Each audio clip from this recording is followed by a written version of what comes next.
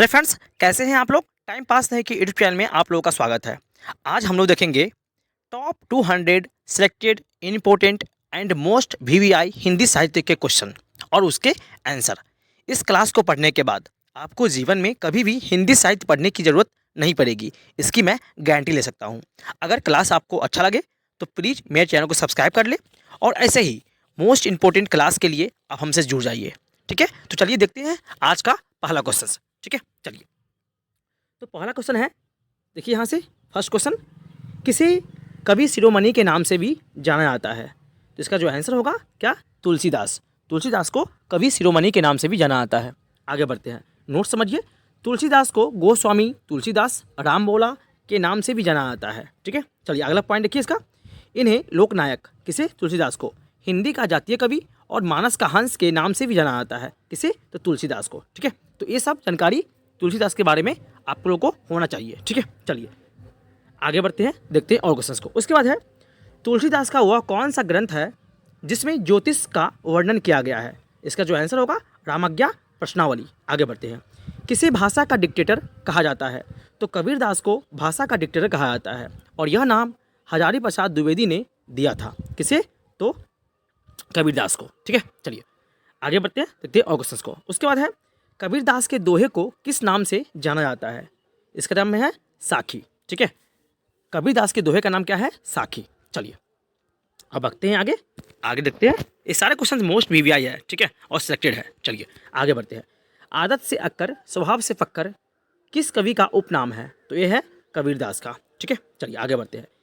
किसे वात्सल्य रस का सम्राट कहा जाता है। तो सूरदास को वात्सल्य रस का सम्राट भी कहा जाता है। ठीक है, ये याद रखिएगा। चलिए अब हम समझते हैं इसके नोट्स के बारे में। ठीक है, नोट्स क्या बोला गया, देखिए पहला नोट्स है, सूरदास का को हिंदी साहित्य का सूरी भी कहा जाता है। सूरदास को वात्सल्य रस का सम्राट, भवाधिपति, अष्टछाप का जहाज भी कहा जाता है। ठीक है, ये सब क्या है, सूरदास के उपनाम है। चलिए आगे बढ़ते हैं, देखते हैं और क्वेश्चंस को। उसके बाद है नेक्स्ट, हिंदी का आदि कवि किसे माना जाता है। तो हिंदी का आदि कवि कहा जाता है स्वयंभू को। ठीक है, आगे बढ़ते हैं। हिंदी का प्रथम उपन्यास कौन सा है। इसका जो आंसर होगा परीक्षा गुरु हिंदी का प्रथम उपन्यास है और इसके उपन्यासकार कौन है, तो श्रीनिवास दास। ठीक है, आगे बढ़ते हैं। आधुनिक युग की मीरा किसे कहा जाता है। तो महादेवी वर्मा को आधुनिक युग की मीरा कहा जाता है। ठीक है, चलिए आगे बढ़ते हैं और देखते हैं और क्वेश्चंस को। ये सारे क्वेश्चंस मोस्ट वीवीआई है। ठीक है, इसलिए स्किप नहीं कीजिएगा और शुरू से तक जरूर देखिएगा। आगे बढ़ते हैं। किस काव्य कृति के कारण महादेवी वर्मा को ज्ञानपीठ पुरस्कार दिया गया था। तो यामा के लिए। ठीक है, यामा इसकी कृति है, इसके लिए इसे यानी कि महादेवी वर्मा को ज्ञानपीठ पुरस्कार दिया गया था। आगे बढ़ते हैं। कवि निराला महादेवी वर्मा को किस नाम से पुकारते थे। समझिए, कवि निराला महादेवी वर्मा को किस नाम से पुकारते थे। तो कवि निराला उन्हें सरस्वती कहकर पुकारते थे। किसे, तो महादेवी वर्मा को। ठीक है, आगे बढ़ते हैं। आगे देखिए यहाँ से अगला क्वेश्चन, आधुनिक युग के चरण कौन है। तो आधुनिक युग की मीरा बोले तो क्या होगा, वो होगा महादेवी वर्मा, लेकिन आधुनिक युग के चरण बोले तो आपको लगाना है रामधारी सिद्धिनकर। ठीक है, दोनों अलग क्वेश्चन है। आगे बढ़िए। हिंदी का प्रथम एकांकी कौन सा है। तो एक घुंट हिंदी का प्रथम एकांकी है। कौन सा, एक घुंट। आगे बढ़ते हैं। हिंदी की प्रथम पत्रिका कौन सी है। तो संवाद कौमुदी हिंदी की प्रथम पत्रिका है। ठीक है, आगे बढ़ते हैं। उसका देखिए नेक्स्ट, हिंदी के प्रथम गद्यकार कौन है। तो हिंदी के प्रथम गद्यकार है लल्लू लाल। क्या नाम है, लल्लू लाल। आगे बढ़ते हैं। हिंदी के सर्वप्रथम गीत लेखक कौन है। तो हिंदी के सर्वप्रथम गीत लेखक का नाम है विद्यापति। ठीक है, इसे मैथिल कोकिला के नाम से भी जानाते हैं। ठीक है, मैथिल कोकिल, सॉरी। ठीक है, आगे बढ़ते हैं। अगला देखिए क्वेश्चंस को समझते हैं। अब नेक्स्ट पॉइंट की ओर बढ़ते हैं। देखिए आगे, ये सभी क्वेश्चंस मोस्ट वीवीआई है, सिलेक्टेड है और प्रीवियस एग्जाम में पूछा भी गया है। ठीक है, आगे बढ़ते हैं। हिंदी के सर्वप्रथम दैनिक समाचार पत्र कौन सा है। हिंदी के सर्वप्रथम दैनिक समाचार पत्र कौन सा है, तो सुधा वर्षन। ठीक है, आगे बढ़ते हैं। अपभ्रंश का वाल्मीकि किसे कहा जाता है। तो स्वयंभू को अपभ्रंश का वाल्मीकि कहा जाता है, या उसके उपनाम से जानते हैं इसे। चलिए आगे बढ़ते हैं, देखते हैं। अपभ्रंश भाषा के प्रथम व्याकरणाचार्य कौन थे। अपभ्रंश भाषा के प्रथम व्याकरणाचार्य कौन थे, इसका नाम है हेमचंद्र। आगे बढ़ते हैं। हिंदी के सर्वप्रथम प्रकाशित पत्र का नाम क्या है। इसका नाम है उदंत मार्तंड। ठीक है, इसका नाम है इसका उदंत मार्तंड। चलिए उसके अगला देखते हैं क्वेश्चन। देखिए, अपभ्रंश में कृष्ण काव्य के प्रणेता कौन है। अपभ्रंश में कृष्ण काव्य के प्रणेता कौन है, इसका नाम है पुष्पदंत। ठीक है, आगे बढ़ते हैं। अमीर खुसरो ने किसके विकास में अग्रणी भूमिका निभाई? तो खड़ी बोली के विकास में अमीर खुसरो ने अग्रणी भूमिका निभाई। ठीक है, खड़ी बोली की जन्मदाता भी अमीर खुसरो को कहा जाता है, ये भी याद रखिएगा। चलिए अब बढ़ते हैं आगे, देखते हैं और सारे क्वेश्चंस को। ठीक है, चलिए अब देखिए यहाँ से क्वेश्चन को देखते हैं। हिंदी गद्य का जन्मदाता किसको माना जाता है? तो भारतेंदु हरिश्चंद्र को हिंदी गद्य का जन्मदाता माना जाता है। आगे बढ़ते हैं। अवधी भाषा के सर्वाधिक लोकप्रिय महाकाव्य का क्या नाम है? अवधी भाषा के सर्वाधिक लोकप्रिय महाकाव्य का क्या नाम है? इसका नाम है रामचरितमानस। ठीक है, चलिए आगे बढ़ते हैं, देखते हैं और क्वेश्चंस को। चलिए उसका नेक्स्ट क्वेश्चन है, अष्टछाप के सर्वप्रथम भक्त कवि कौन है?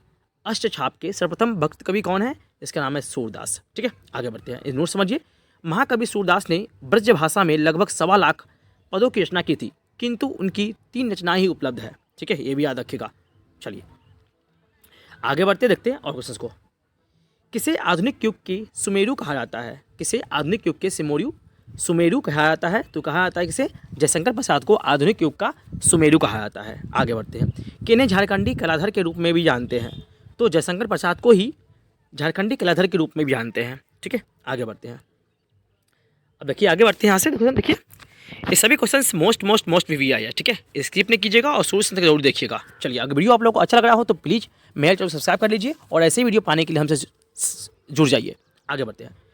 किसे छायावाद का जनक कहा जाता है? तो जयशंकर प्रसाद को छायावाद का जनक कहा जाता है। ठीक है, याद रखिएगा। आगे क्वेश्चन, आधुनिक काल में लिखा गया खड़ी बोली का प्रथम महाकाव्य कौन सा है? समझिए क्वेश्चन को। आधुनिक काल में लिखा गया खड़ी बोली का प्रथम महाकाव्य कौन सा है? इसका नाम है प्रिय प्रवास। ठीक है, आगे बढ़ते हैं। अगला क्वेश्चन है, अंग्रेजी भाषा को भारत में शिक्षा के माध्यम से आरंभ किया गया किसके द्वारा? तो लॉर्ड मैकाले के द्वारा। ठीक है, आगे बढ़ते हैं। हिंदी के किस समाचार पत्र में खड़ी बोली को मध्य देशीय भाषा कहा गया है? हिंदी के किस समाचार पत्र में खड़ी बोली को मध्य देशीय भाषा कहा गया है? तो बनारस अखबार में। ठीक है, चलिए आगे बढ़ते हैं, देखते हैं और क्वेश्चंस को। उसके बाद नेक्स्ट क्वेश्चन है, हिंदी के प्रथम कवि कौन है? इसका नाम है सिद्ध सरहप्पा। हिंदी के प्रथम कवि है, ये कब के हैं? 9वीं शताब्दी के। आगे बढ़ते हैं। एक भारतीय आत्मा किसे कहा जाता है? तो माखनलाल चतुर्वेदी को एक भारतीय आत्मा के नाम से जानते हैं। ठीक है, चलिए अगला देखते हैं। नेक्स्ट स्लाइड की ओर बढ़ते हैं, यहाँ से देखते हैं। चलिए तो देखते हैं यहाँ से अगला स्लाइड की ओर बढ़ते हैं। नेक्स्ट, कठिन काव्य का प्रेत किस कवि को कहा जाता है? तो कठिन काव्य का प्रेत कहा जाता है केशव दास को। ठीक है, आगे बढ़ते हैं। कथा सम्राट किसे कहा जाता है? तो कथा सम्राट कहा जाता है प्रेमचंद को, कथा सम्राट के रूप में जानते हैं। आगे बढ़ते हैं। कलम का सिपाही किसे कहा जाता है?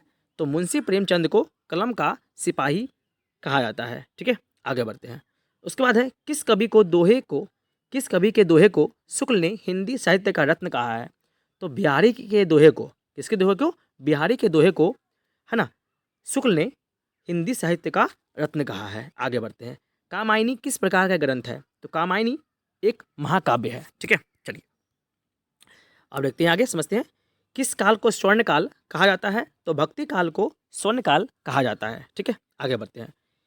किस छायावादी कवि ने संवाद शैली का सर्वाधिक उपयोग किया है? किस छायावादी कवि ने संवाद शैली का सर्वाधिक उपयोग किया है? इसका जो आंसर होगा जयशंकर प्रसाद। ठीक है, चलिए अब बढ़ते हैं आगे, देखते हैं और सारे क्वेश्चंस को। ठीक है, चलिए उसका देखिए नेक्स्ट क्वेश्चन यहाँ समझते हैं। रामधारी सिंह दिनकर को किस रचना के लिए ज्ञानपीठ पुरस्कार दिया गया था? तो उर्वशी के लिए रामधारी सिंह दिनकर को ज्ञानपीठ पुरस्कार दिया गया था। ठीक है, आगे बढ़ते हैं। किस पुस्तक का 15 भारतीय भाषाओं और 40 विदेशी भाषाओं में अनुवाद किया जा चुका है? इसका जो आंसर होगा पंचतंत्र। ठीक है, चलिए आगे बढ़ते हैं, देखते हैं और क्वेश्चंस को।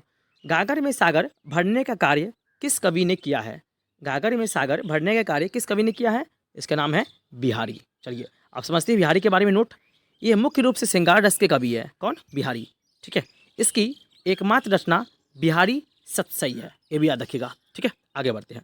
चलिए अब बढ़ते हैं आगे, देखते हैं और क्वेश्चंस को। आचार्य रामचंद्र शुक्ल ने त्रिवेणी में किन 3 महाकवियों की समीक्षा प्रस्तुत की है? आचार्य रामचंद्र शुक्ल ने त्रिवेणी में किस 3 महाकवियों की समीक्षा प्रस्तुत की है? तो की है पहला सूरदास, दूसरा है तुलसीदास, तीसरा है मलिक मोहम्मद जायसी। ठीक है, आगे बढ़ते हैं। नेक्स्ट है, हिंदी का राष्ट्रीय कवि कौन है? तो मैथिली शरण गुप्त को हिंदी का राष्ट्रीय कवि कहते हैं। ठीक है, आगे बढ़ते हैं। नेक्स्ट क्वेश्चन समझते हैं यहाँ से। चलिए यहाँ से देखते हैं और क्वेश्चंस को। उसके बाद है क्रांतिकारी कवि किसे कहा जाता है? तो सूर्यकांत त्रिपाठी निराला को क्रांतिकारी कवि के रूप में जानते हैं या कहा जाता है। आगे बढ़ते हैं। हिंदी साहित्य के इतिहास के सर्वप्रथम लेखक का नाम क्या है? इसका नाम है गरसाद तासी। ठीक है, याद रखिएगा। ठीक है, गरसाद तासी। चलिए अब बढ़ते हैं आगे, देखते हैं और क्वेश्चंस को। उसके बाद है भारत में सबसे अधिक बोले जाने वाला भाषा समूह कौन सा है? तो इंडो आर्यन है ना, जो कि भारत में सबसे अधिक बोले जाने वाली भाषा समूह है। चलिए आगे बढ़ते हैं। किस नाटककार ने अपनी नाटकों के लिए रंगमंच को अनिवार्य नहीं माना है? ये किसने माना है? तो जयशंकर प्रसाद ने। चलिए अब देखिए आगे समझते हैं कौन सा एक व्यंग लेखक है। ये है हरिशंकर परसाई, यह एक व्यंग लेखक है। आगे बढ़ते हैं। व्यंग मतलब क्या? मजाकिया, कॉमेडी। चलिए किसे भारतीय शेक्सपियर के रूप में जानते हैं? किसे भारतीय शेक्सपियर के नाम से जाना जाता है? तो महाकवि कालिदास को भारत का शेक्सपियर के रूप में जानते हैं। ठीक है, चलिए अब बढ़ते हैं आगे, देखते हैं और सारे क्वेश्चंस को। ठीक है, चलिए ये सारे क्वेश्चंस बहुत ही इंपॉर्टेंट है। आप देख रहे होंगे, आपको लग रहा होगा कि वास्तव में ये सारे क्वेश्चंस मोस्ट भी आई है। आगे बढ़ते हैं। किन्हें चक्रवर्ती की उपाधि से प्राप्त है? यानी किन्हें चक्रवर्ती का उपाधि प्राप्त है? कालिदास को चक्रवर्ती के उपनाम से भी जाना जाता है। ठीक है, इसको यह उपाधि प्राप्त है। आगे बढ़ते हैं। हिंदी कविता को छंद की परिधि से मुक्त कराने वाले थे, इसका क्या नाम था? सूर्यकांत त्रिपाठी निराला। ठीक है, हिंदी कविता को छंदों की परिधि से इसने मुक्त कराया था। आगे बढ़िए। चलिए अब देखते हैं क्वेश्चन। हिंदी के प्रथम मौलिक नाटक का नाम क्या है? इसका नाम है नुहुस। इसके जो लेखक है गोपाल चंद्र। ठीक है, आगे बढ़ते हैं। माखनलाल चतुर्वेदी को किस नाम से जाना जाता है? माखनलाल चतुर्वेदी को किस उपनाम जाना जाता है? राष्ट्रीय कविताओं के कारण इन्हें भारतीय आत्मा के नाम से जाना जाता है। ये भी याद रखिएगा। ठीक है, राष्ट्रीय कविताओं के कारण। चलिए अगला देखते हैं क्वेश्चन को, समझिए यहाँ से। नेक्स्ट है कवि मैथिली शरण गुप्त को साहित्य जगत में किस नाम से जाना जाता है? तो किस क्या आता है? कनक लता के नाम से जाना जाता है मैथिली शरण गुप्त को साहित्य जगत में। ठीक है, कनक लता। आगे बढ़ते हैं। खान खाना की उपाधि किसे प्राप्त है? तो खान खाना की उपाधि प्राप्त है रहीम को। ठीक है, और यह जो उपाधि किसने दिया है? अकबर ने दिया है। ठीक है, यानी अकबर द्वारा रहीम को यह उपाधि प्राप्त है। चलिए आगे बढ़ते हैं, देखते हैं और कुछ क्वेश्चंस को। ठीक है, अगर वीडियो आप लोगों को अच्छा लग रहा हो तो प्लीज़ मेरे चैनल को सब्सक्राइब कर लीजिए और ऐसे ही वीडियो पाने के लिए हमसे जुड़ जाइए। ठीक है, आगे बढ़ते हैं। आधुनिक युग के चरण कौन है? तो रामधारी सिंह दिनकर को आधुनिक युग के चरण कहते हैं। आगे बढ़ते हैं। हिंदी का आदि कवि किससे माना जाता है? तो हिंदी का आदि कवि है स्वयंभू। ठीक है, चलिए अब बढ़ते हैं आगे। देखिए मुनि मार्ग के हिमायती किसे कहते हैं? मुनि मार्ग के हिमायती किसे कहते हैं? तो रामचंद्र शुक्ल को मुनि मार्ग के हिमायती कहते हैं। आगे बढ़ते हैं। हालावादी कवि किसे कहा जाता है? तो ये कहा जाता है हरिवंश राय बच्चन को हालावादी कवि कहा जाता है। ठीक है, चलिए अब बढ़ते हैं आगे, देखते हैं और क्वेश्चंस को। उसके बाद है किन्हें प्रकृति का सुकुमार कवि कहा जाता है? तो सुमित्रा नंदन पंत को प्रकृति का सुकुमार कवि कहा जाता है। अब नोट समझते हैं। इन्हें चिदम्बरा के लिए ज्ञानपीठ पुरस्कार से सम्मानित किया गया है। ठीक है, चलिए आगे बढ़ते हैं। राष्ट्र कवि किसे कहा जाता है? तो रामधारी सिंह दिनकर को राष्ट्र कवि के रूप में जानते हैं। ठीक है, चलिए अब बढ़ते हैं आगे। देखिए आधुनिक कविता के सुमेरु और छायावाद के जनक किसे कहा जाता है? जयशंकर प्रसाद को आधुनिक कविता के सुमेरु और छायावाद का जनक कहा जाता है। ठीक है, चलिए अब बढ़ते हैं आगे, देखते हैं और सारे क्वेश्चंस को। ठीक है, चलिए अब देखिए यहाँ से क्वेश्चंस को समझते हैं। देखिए नेक्स्ट, हिंदी नवजागरण का अग्रदूत किसे कहा जाता है? हिंदी नवजागरण का अग्रदूत किसे कहा जाता है? तो भारतेंदु हरिश्चंद्र को हिंदी नवजागरण का अग्रदूत कहा जाता है। आगे बढ़ते हैं। मुंशी प्रेमचंद का असली नाम क्या था? धनपत राय श्रीवास्तव। मुंशी प्रेमचंद का यह वास्तविक नाम था या असली नाम था। ठीक है, आगे बढ़ते हैं। चलिए आगे बढ़ सकते हैं। किसे कवि सम्राट और हरिऔध के उपनाम से जाना जाता है? तो अयोध्या सिंह उपाध्याय हरिऔध को कवि सम्राट और हरिऔध के नाम से जाना जाता है। ठीक है, आगे किसे हालावादी कवि भी कहा जाता है? तो हरिवंश राय बच्चन को हालावादी कवि कहा जाता है। ठीक है, आगे बढ़ते हैं। चलिए यह किसने कहा था कि साहित्य का इतिहास जनता के चित्त वृत्ति का इतिहास है? ये किसने कहा था? तो आचार्य रामचंद्र शुक्ल ने कहा था। ठीक है, आगे बढ़ते हैं। किसने कबीरदास को भाषा का डिक्टेटर कहा है? तो हजारी प्रसाद द्विवेदी ने है ना कबीरदास को भाषा का डिक्टेटर कहा है। ठीक है, चलिए आगे बढ़ते हैं और देखते हैं और सारे क्वेश्चंस को। ठीक है, चलिए ये सभी क्वेश्चंस बहुत ही इंपॉर्टेंट है। ठीक है, जितना बोले उतना कम है। आगे बढ़ते हैं। आदिकाल को किस नाम से जाना जाता है? तो आदिकाल को वीर गाथा काल के नाम से जाना जाता है। ठीक है, आगे बढ़ते हैं। पूर्व मध्यकाल को किस नाम से जाना जाता है? तो पूर्व मध्यकाल को भक्ति काल के नाम से जाना जाता है, पूर्व मध्यकाल को। ठीक है, आगे बढ़ते हैं। उसके बाद उत्तर मध्यकाल को किस नाम से जाना जाता है? तो रीतिकाल को उत्तर मध्यकाल के नाम से जाना जाता है। ठीक है, आगे बढ़ते हैं। आधुनिक काल के नाम से किस जाना जाता है? तो गद्य काल को आधुनिक काल के रूप में जानते हैं। ठीक है, चलिए अब बढ़ते हैं आगे, समझते हैं। किसने सर्वप्रथम आदिकाल का नामकरण किया था? किसने सर्वप्रथम आदिकाल का नामकरण किया था? तो आचार्य हजारी प्रसाद द्विवेदी ने सर्वप्रथम आदिकाल का नामांकन किया था। ठीक है, आगे बढ़ते हैं। किसने आदिकाल को वीरगाथा काल कहा है? किसने आदिकाल को वीरगाथा काल कहा है? आचार्य रामचंद्र शुक्ल जी ने। ठीक है, चलिए आगे बढ़ते हैं और देखते हैं और सारे क्वेश्चंस को। ठीक है, चलिए ये सभी क्वेश्चंस बहुत इंपॉर्टेंट है, इसीलिए इसको स्किप नहीं कीजिएगा, शुरू से अंत तक जरूर देखिएगा, आपको बहुत हेल्प मिलेगा आपके एग्जाम में। ठीक है, आगे बढ़ते हैं। किसने आदिकाल को चारण काल कहा है?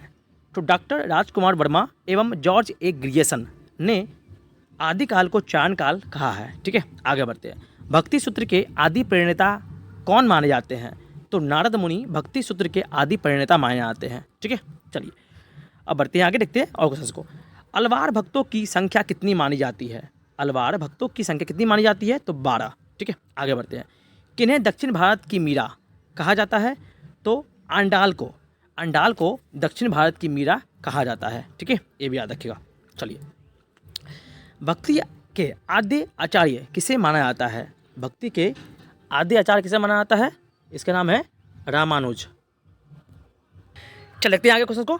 किसने भक्ति काल को हिंदी साहित्य का स्वर्ण काल कहा है? इसका नाम है ग्रियर्सन महोदय ने। ठीक है, किसने कहा है? तो ग्रियर्सन महोदय ने। ठीक है, आगे बढ़ते हैं। चलिए उसके देखते हैं अगला क्वेश्चन, समझिए यहाँ से। ये सारे क्वेश्चन मोस्ट वीवीआई है, इसीलिए आप इसको देखिएगा अच्छे से। चलिए किसने भक्ति काल को स्वर्ण युग कहा है? इसने कहा है तो आचार्य रामचंद्र शुक्ल ने भक्ति काल को स्वर्ण युग कहा है। ठीक है, आगे बढ़ते हैं। भक्ति काल को कितने भागों में बांटा गया है? तो भक्ति काल को 2 भागों में बांटा गया है, सगुण काव्यधारा और निर्गुण काव्यधारा। ठीक है, याद रखिएगा। चलिए आगे बढ़ते हैं, देखते हैं क्वेश्चन को। रीतिकाल के प्रवर्तक कौन थे? तो केशव दास रीतिकाल के प्रवर्तक थे। ठीक है, आगे बढ़ते हैं। हिंदी साहित्य का सूत्रपात किसने किया है? तो एक किया था गरसा दत्तासी ने हिंदी साहित्य का सूत्रपात किया था। ठीक है, याद रखिएगा। चलिए आगे बढ़ते देखते हैं। हिंदी साहित्य के इतिहास लेखन का सर्वप्रथम प्रयास किसने किया था? ये किया था गरसा दत्तासी ने ही किया था। ठीक है, आगे बढ़ते हैं।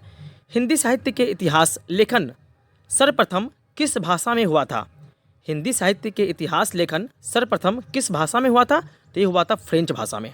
ठीक है, चलिए आगे बढ़ते हैं। अब समझते हैं आगे क्वेश्चंस को। देखिए उसके बाद है हिंदी साहित्य के इतिहास लिखने वाले प्रथम लेखक का क्या नाम था? हिंदी साहित्य के इतिहास लिखने वाले प्रथम लेखक का नाम था क्या? गरसा दत्तासी। ठीक है, आगे बढ़ते हैं। हिंदी का प्रथम व्याकरण लिखने वाले विद्वान कौन थे? इसका नाम है जोशुआ केटलर। ठीक है, जोशुआ केटलर हिंदी के प्रथम व्याकरण लिखने वाले विद्वान थे। ठीक है, आगे बढ़ते हैं। अगला क्वेश्चन है, नेक्स्ट समझिए। हिंदी साहित्य इतिहास को व्यवस्थित रूप देने का श्रेय किसे जाता है? तो हिंदी साहित्य के इतिहास को व्यवस्थित रूप देने का श्रेय आचार्य रामचंद्र शुक्ल को जाता है। ठीक है, याद रखिएगा। आगे बढ़ते हैं। किस लेखक ने इतिहास ग्रंथों में सर्वप्रथम हिंदी साहित्य का काल विभाजन मिलता है? समझिए, किस लेखक के इतिहास ग्रंथ में सर्वप्रथम हिंदी साहित्य का काल विभाजन मिलता है? तो जॉर्ज ग्रियर्सन के। ठीक है, चलिए अब बढ़ते हैं आगे, देखते हैं और क्वेश्चंस को। उसके बाद है the modern vernacular literature of Hindustan के लेखक कौन है? इसका नाम है जॉर्ज ग्रियर्सन। ठीक है, चलिए आगे बढ़ते हैं। अब देखते हैं और सारे क्वेश्चंस को। ठीक है, चलिए देखते हैं यहाँ से और क्वेश्चन को समझिए। नेक्स्ट क्वेश्चन देखिए यहाँ से। किस साहित्य इतिहास के लेखक ने काल विभाजन में कवियों के नाम का सर्वाधिक उपयोग किया है? इसका नाम है मिश्र बंधु ने। ठीक है, आगे बढ़ते हैं। फोर्ट विलियम कॉलेज की स्थापना किस वर्ष हुई थी? फोर्ट विलियम कॉलेज की स्थापना किस वर्ष हुई थी? तो 1800 ईस्वी में।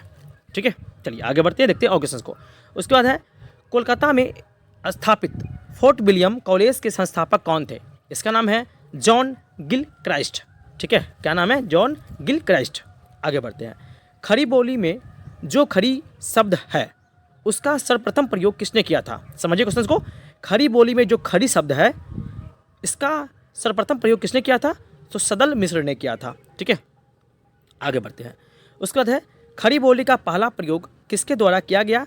तो जॉर्ज गिलक्रास्ट ने द्वारा। ठीक है, किसका नाम है? जॉन गिलक्रास्ट के द्वारा। ठीक है, जॉन गिलक्रास्ट के द्वारा। आगे बढ़ते हैं। नेक्स्ट समझिए यहाँ से क्वेश्चन को, समझते हैं यहाँ से। अगला है देखिए, फोर्ट विलियम कॉलेज में जॉन गिलक्रास्ट किस भाषा के अध्यापक थे? फोर्ट विलियम कॉलेज में जॉन गिलक्रास्ट किस भाषा के अध्यापक थे? तो हिंदी और उर्दू दोनों के थे। ठीक है, आगे बढ़ते हैं। अमीर खुसरो ने किसके विकास में अग्रणी भूमिका निभाई है? तो अमीर खुसरो ने खड़ी बोली के विकास में अग्रणी भूमिका निभाई है। ठीक है, चलिए आगे बढ़ते हैं। अमीर खुसरो ने जिन मुखरियों, पहेलियों और सुखनों की रचना की है उसकी मुख्य भाषा कौन सी है? तो खड़ी बोली ही है। ठीक है, आगे बढ़ते हैं। आधुनिक काल में लिखा गया खड़ी बोली का प्रथम महाकाव्य कौन सा है? समझिए क्वेश्चन को। आधुनिक काल में लिखा गया खड़ी बोली का प्रथम महाकाव्य कौन सा है? प्रिय प्रवास। ठीक है, चलिए आगे बढ़ते देखते हैं। यह किसने कहा था कि साहित्य का इतिहास जनता के चित्त वृत्ति का इतिहास है? यह किसने कहा था? साहित्य का इतिहास जनता के चित्त वृत्ति का इतिहास है। इसने कहा था आचार्य रामचंद्र शुक्ल जी ने। ठीक है, चलिए आगे बढ़ते हैं, देखते हैं और सारे क्वेश्चंस को।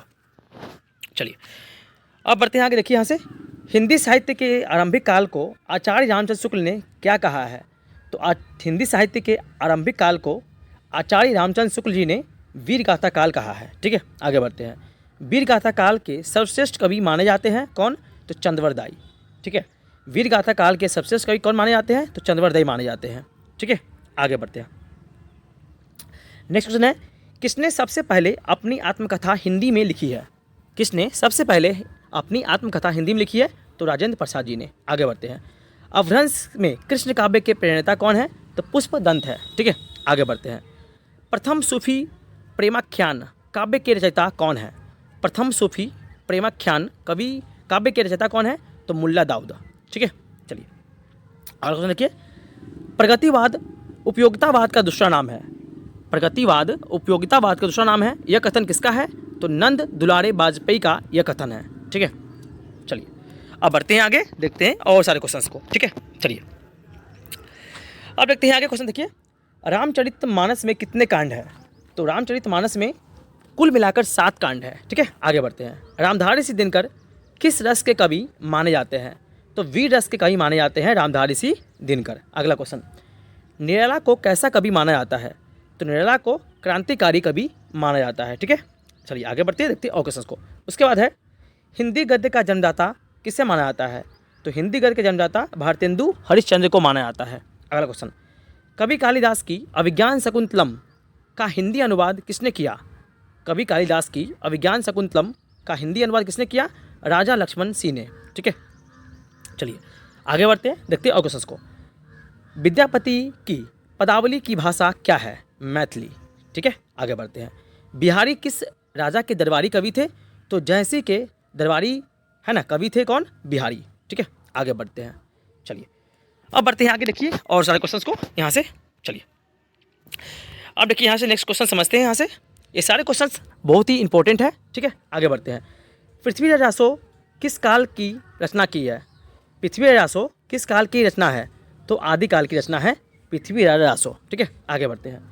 ज्ञानपीठ पुरस्कार दिया जाता है भारतीय भाषा के साहित्यकारों के रचनात्मक लेखन हेतु। ठीक है, ज्ञानपीठ पुरस्कार दिया जाता है कब, किसके लिए? तो भारतीय भाषा के साहित्यकारों के रचनात्मक लेखन हेतु। ठीक है, आगे बढ़ते हैं, चलिए। ज्ञानपीठ पुरस्कार पाने वाले हिंदी के प्रथम साहित्यकार कौन है? ज्ञानपीठ पुरस्कार पाने वाले हिंदी के प्रथम साहित्यकार कौन है? तो सुमित्रा नंदन पंत। ठीक है, आगे बढ़ते हैं। कलम का सिपाही क्या है? तो कलम का सिपाही एक जीवनी है। ठीक है, चलिए आगे बढ़ते हैं, देखते हैं ऑक्सेशन को। हिंदी की पहली कहानी लेखिका का नाम क्या है? हिंदी की पहली कहानी लेखिका का नाम क्या है? बंग महिला। ठीक है, आगे बढ़ते हैं। खड़ी बोली के सर्वप्रथम लोकप्रिय कवि माने जाते हैं कौन? अयोध्या सिंह उपाध्याय हरिऔध। खड़ी बोली के सर्वप्रथम लोकप्रिय कवि कौन माने जाते हैं? तो अयोध्या सिंह उपाध्याय हरिऔध। ठीक है, चलिए अब बढ़ते हैं आगे, देखते हैं और सारे क्वेश्चंस को। चलिए अब बढ़ते हैं आगे, देखिए यहाँ से क्वेश्चंस को समझते हैं। मलिक मोहम्मद जायसी को जायसी कहा जाता है क्योंकि वे जायस नामक स्थान के निवासी थे। कौन थे? जायस नामक स्थान के निवासी थे। ठीक है, आगे बढ़ते हैं। रीतिकाल का वह कौन सा कवि है जो अपनी मात्र एक कृति से हिंदी साहित्य में अमर हो गया? इसका नाम है बिहारी। जी हाँ, सिर्फ और सिर्फ एक है ना कृति से। चलिए अब देखिए आगे बढ़ते हैं, देखिए यहाँ क्वेश्चन को। उसके बाद कठिन काव्य का प्रेत किस कवि को कहा जाता है? तो केशव दास को। आगे बढ़ते हैं, द्विवेदी युग का नामकरण किसके नाम पर हुआ है? द्विवेदी युग का नामकरण किसके नाम पर हुआ है? तो महावीर प्रसाद द्विवेदी के नाम पर। ठीक है, महावीर प्रसाद द्विवेदी के नाम पर द्विवेदी युग का है ना नामांकन हुआ है। आगे बढ़ते हैं, हिंदी साहित्य के आधुनिक काल को किस नाम से जाना जाता है? तो गद्य काल के नाम से जाना जाता है। ठीक है, चलिए आगे बढ़ते हैं, देखते हैं और सारे क्वेश्चंस को। ठीक है, चलिए अगला क्वेश्चन देखिए यहाँ से, हिंदी साहित्य में प्रयोगवाद के प्रवर्तक का नाम क्या है? हिंदी साहित्य में प्रयोगवाद के प्रवर्तक का क्या नाम है? अज्ञेय है। आगे बढ़ते हैं, मैथिल कोकिल किसे कहा जाता है? तो विद्यापति को मैथिल कोकिल के नाम से जानते हैं। ठीक है, आगे बढ़ते हैं, बाल चित्रण में कौन सा कवि श्रेष्ठ है? तो बाल चित्रण में सूरदास श्रेष्ठ है। ठीक है, आगे बढ़ते हैं, अगला क्वेश्चन देखिए, किस नाटककार ने अपने नाटकों के लिए रंगमंच का निर्माण नहीं सामना है? तो जयशंकर प्रसाद ने। ठीक है, ये आप देखे थे पहले क्वेश्चन। आगे बढ़ते हैं, किस भाषा की द्रविड़ परिवार की सभी भाषाओं की जननी मानी जाती है? किस भाषा को द्रविड़ परिवार की सभी भाषाओं की जननी मानी जाती है? तो तमिल को। ठीक है, चलिए आगे बढ़ते हैं, देखते हैं और क्वेश्चन को। किस रचना की सर्वाधिक टीकाएँ लिखी गई है? किस रचना की सर्वाधिक टीकाएँ लिखी गई है? तो बिहारी सत्सई की। ठीक है, सर्वाधिक टीकाएँ लिखी गई है। चलिए अब बढ़ते हैं आगे, देखते हैं और सारे क्वेश्चंस को। ठीक है, चलिए अगला क्वेश्चन देखिए यहाँ से, किस भाषा को भारतीय आर्य भाषाओं की जननी, भारतीय आर्य संस्कृति का आधार, देव भाषा आदि के नाम से जाना जाता है? ये है संस्कृत को जाना जाता है। ठीक है, चलिए इसे देववाणी के नाम से भी जाना जाता है। ठीक है, देवनागरी लिपि को राष्ट्रीय लिपि के रूप में कब स्वीकार किया गया था? तो 14 सितंबर 1949 ईस्वी को। ठीक है, चलिए आगे बढ़ते हैं, देखते हैं और क्वेश्चंस को। ज्ञान मार्गी शाखा के कवियों को किस नाम से पुकारा जाता है? संत कवि। ठीक है, ज्ञान मार्गी शाखा के कवियों को किस नाम से जानते हैं? संत कवि के नाम से जानते हैं। चलिए आगे बढ़ते हैं, ढाई अक्षर प्रेम के पढ़े सो पंक्ति थोई, इस पंक्ति के रचयिता कौन है? तो कबीरदास है। चलिए आगे बढ़ते हैं, काल विभाजन और नामकरण करने वाला पहला लेखक कौन है?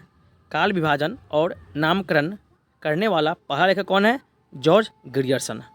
चलिए आगे बढ़ते हैं, देखते हैं और सारे क्वेश्चंस को। ठीक है, चलिए अब अगला क्वेश्चन देखिए, यहाँ से समझते हैं। देखिए चलिए नेक्स्ट है, हिंदी साहित्य का प्रथम महाकाव्य कौन सा है?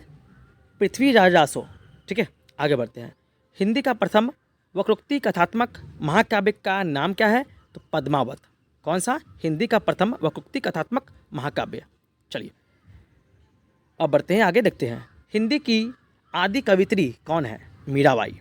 हिंदी की आदि कवित्री कौन है? मीराबाई। आगे बढ़ते हैं, भक्ति काल को काव्य का स्वर्ण युग, भक्ति काल को काव्य का स्वर्ण युग घोषित करने वाला प्रथम व्यक्ति कौन है? जॉर्ज ग्रियर्सन ही है। ठीक है, चलिए आगे बढ़ते हैं, देखते हैं, खड़ी बोली का प्रथम महाकाव्य कौन सा है? तो प्रिय प्रवास खड़ी बोली का प्रथम महाकाव्य है और इसके जो रचयिता है हरिऔध है। ठीक है, अयोध्या सिंह हरिऔध। चलिए अब आगे बढ़ते हैं, देखते हैं, हिंदी की प्रथम मौलिक कहानी का नाम क्या है? इंदुमती हिंदी की प्रथम मौलिक कहानी का नाम है। इसके जो लेखक है किशोरी लाल। ठीक है, चलिए अब बढ़ते हैं आगे, देखते हैं और क्वेश्चंस को। ठीक है, चलिए ये सारे क्वेश्चंस बहुत ही इंपॉर्टेंट है, इसीलिए इसको जरूर देखिएगा और स्किप नहीं कीजिएगा। चलिए, हिंदी की प्रथम कहानी लेखिका का क्या नाम है? बंग महिला कहानी है और इसकी जो लेखक है दुलाई बाई। क्या नाम है? दुलाई वाली बाई। चलिए वाली। आगे बढ़ते हैं, हिंदी में प्रथम जीवनी का क्या नाम है? हिंदी में प्रथम जीवनी का क्या नाम है? तो भक्तमाल है ना, यह हिंदी का प्रथम जीवनी है। तो यहाँ पे संपूर्ण हिंदी साहित्य का निचोड़ आपका समाप्त होता है। यकीन मानिए कि आपका जो एग्जाम में क्वेश्चन आएगा इसी वीडियो से आएगा और इसी क्वेश्चन के बीच में से आएगा। ठीक है, और संपूर्ण हिंदी साहित्य के इतिहास को बेसिक से पढ़ने के लिए हमसे जुड़ जाइए और मेरे चैनल को सब्सक्राइब कर लीजिए। तब तक के लिए थैंक यू। जय हिंद, वंदे मातरम।